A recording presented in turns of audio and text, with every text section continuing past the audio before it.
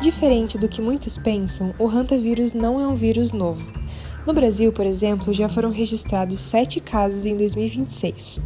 Durante 2025, aproximadamente 40 ocorrências foram apontadas.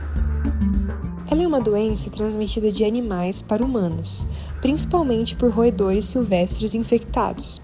A principal forma de infecção nos humanos se dá através do contato com urina, fezes e saliva desses animais, especialmente em locais fechados e pouco ventilados.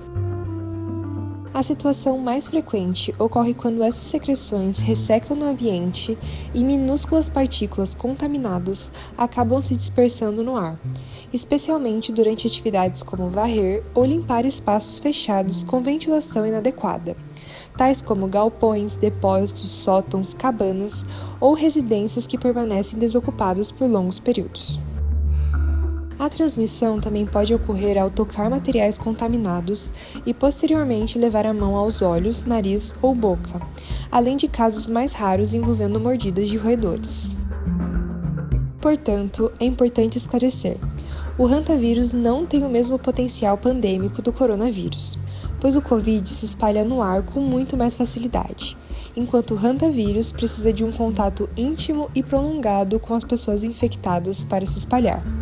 No entanto, ele é considerado perigoso pela sua gravidade individual, podendo evoluir rapidamente para dificuldades respiratórias graves se não for tratado a tempo.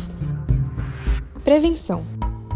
A dica principal é manter ambientes sempre limpos e, ao abrir locais que ficaram fechados por muito tempo, deixar o ar circular por pelo menos 30 minutos antes de entrar.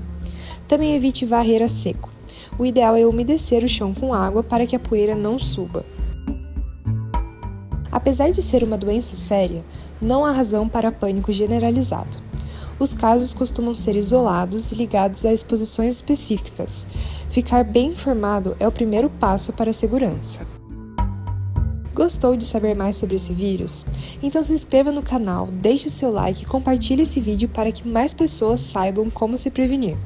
Se ficou com alguma dúvida sobre os sintomas ou a limpeza, deixe aqui nos comentários. Até a próxima!